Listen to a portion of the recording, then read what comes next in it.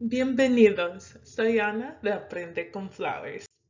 Hoy vamos a aprender sobre los tildes y los acentos. Today we're going to learn about tildes and acentos, but this is just part one of two on accents.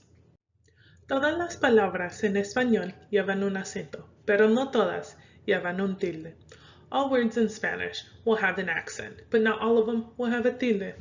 What's the difference though? Well, an acento is the vocalization of a stressed syllable. And what we learned in syllabication is the sílaba tónica. And all words in Spanish will have one per word, unlike in other languages. A tilde is the written accent of a stressed syllable, and it's also a syllable type. Sometimes people like to mix up the two and call a tilde an acento, and sometimes an acento tilde, but not so much. Usually they just use acento for both of them. I will try to keep them separate, but no promises. Another thing I want to just touch up on, when we talked about syllabication, we talked about the counting of the syllables. I did it backwards the first time, so let's get it right this time. You will count the syllables backwards, so starting from the end and going backwards. How do you know when to put a written accent or not? Well, first we have to cover what naturally stressed syllables are. And naturally stressed syllables are words that do not have written accents on them. How do you know if a word is naturally stressed or not? Well, they have rules, and there's only two of them, so it's going to be pretty easy. The first rule is if a word ends in either a noun, an N, or an S, then the naturally stressed syllable is going to be on the second to the last. And it's also known, those words are known as palabras graves or palabras llanas. We'll cover those later though. The second rule is if it's ending in any other consonant besides an N or an S, then the naturally stressed syllable is going to be on that final syllable. And those are known as palabras agudas. Again, we'll cover those later. But let's take a look at a few examples. First one that we have for the first rule is triste. Triste means sad. Okay, so if you're ever blue in the face, you want to tell someone you're sad, estoy triste. I'm sad. So we have triste. Triste. It's a two-syllable word, so triste, 1 and 2. What do you think the accent is? I said the penultimate one, or the second to the last, right? So it's going to be on triste. So you're going to put more emphasis on that triste. Let's look at another example. We have martes. Martes is the word for Tuesday in Spanish. Okay, so we have martes. Martes. See how I'm stressing it more on the mar. Martes. Martes. Okay, so now we have the opposite of triste. We have feliz, meaning happy. So if you're happy and you want to tell someone, estoy feliz. I'm happy. Feliz. Feliz. Again, let's break it up into the syllables. So we have fe and lis. 1 and 2. So final syllable, meaning the first syllable when we're doing the counting. Okay? So it's going to be on the lis part. Okay? Another example is going to be my favorite color, azul. Azul. Azul is blue.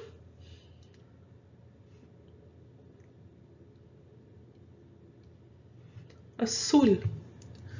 Azul. Azul. Okay? It's going to be right there.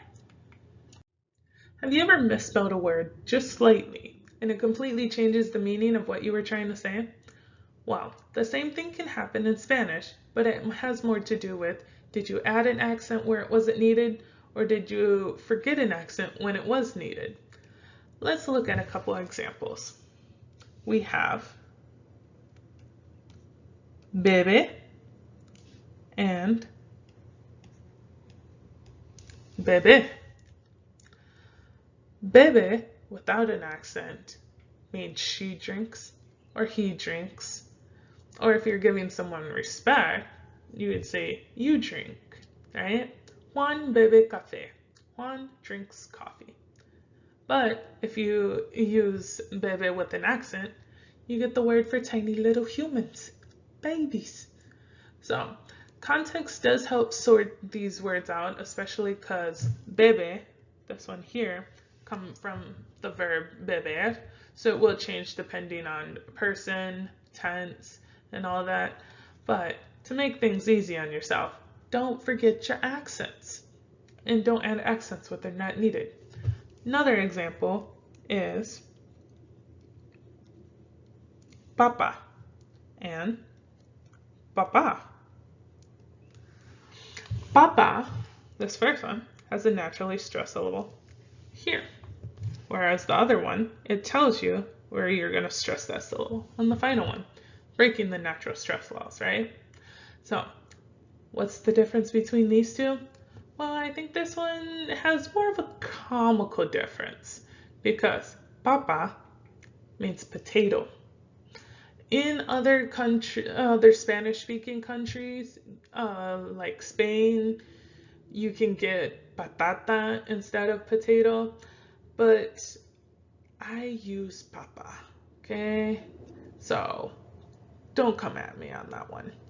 There's also the other word for papa, which is pope. So if you're talking about the pope, papa, right? Now papa, the accented one, that means dad.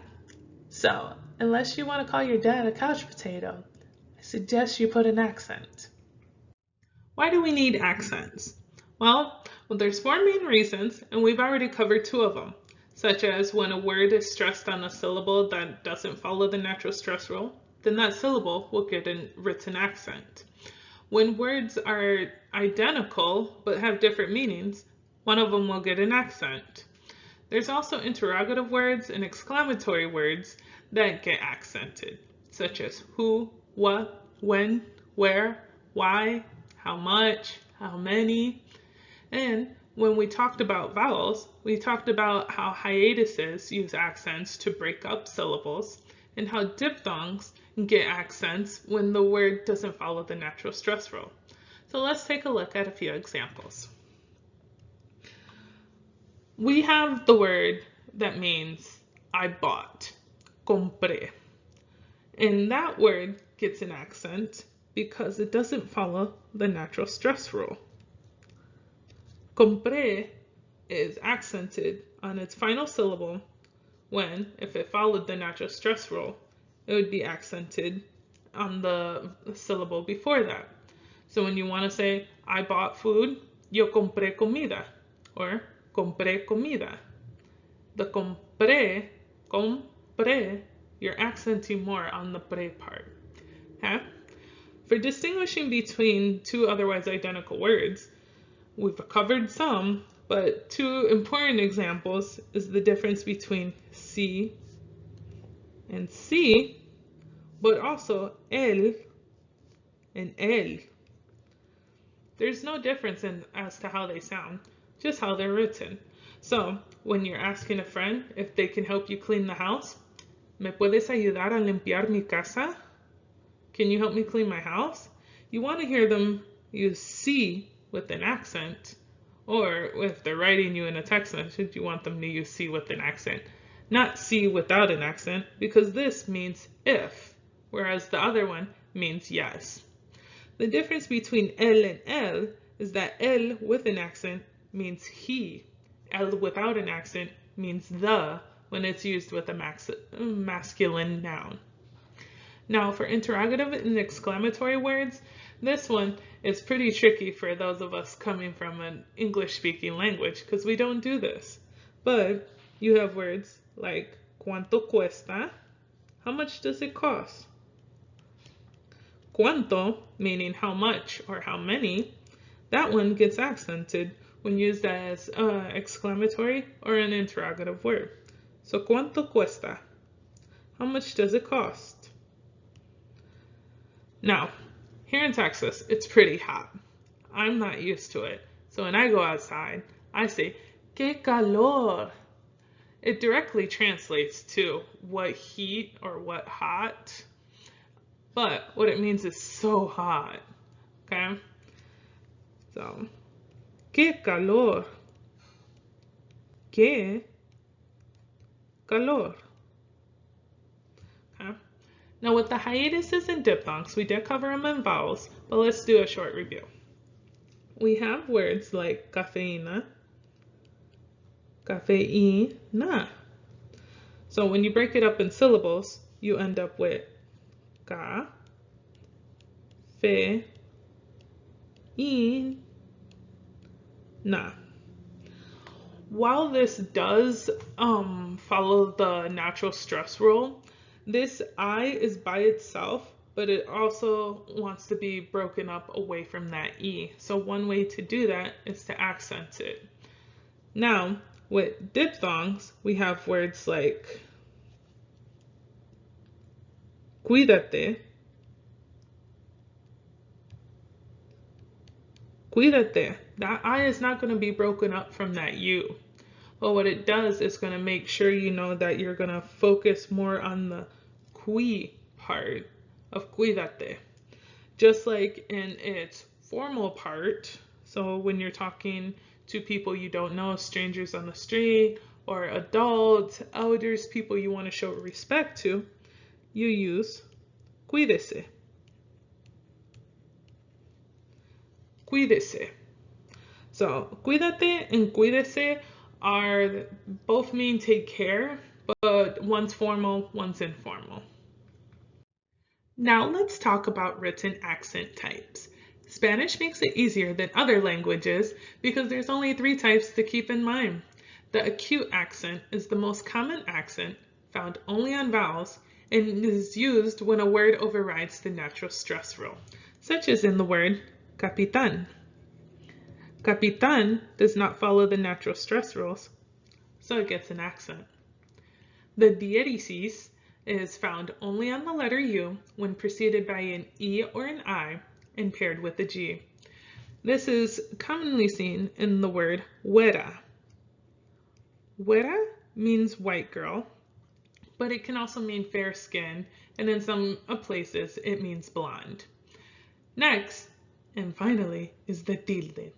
As I said, tilde means written accent, but it also is a type of accent. Tilde is only found on the letter N to make ñ, and it's more commonly seen in words like baño and niño. 2 words that I'm going to give you today are muñeca. Muñeca means wrist, but it also means doll. Another word, and this one, I see a lot of people mispronounce it, and it's pretty funny. But año. Año means year. So if you want to say that you're 23 years old, tengo 23 años, you say it like that. You don't say tengo 23 años, because that means you have 23 anuses. Feliz Año Nuevo without the ñ is simply Happy New Anus. And with that, gracias por acompañarme en este viaje de aprendizaje. Ciao!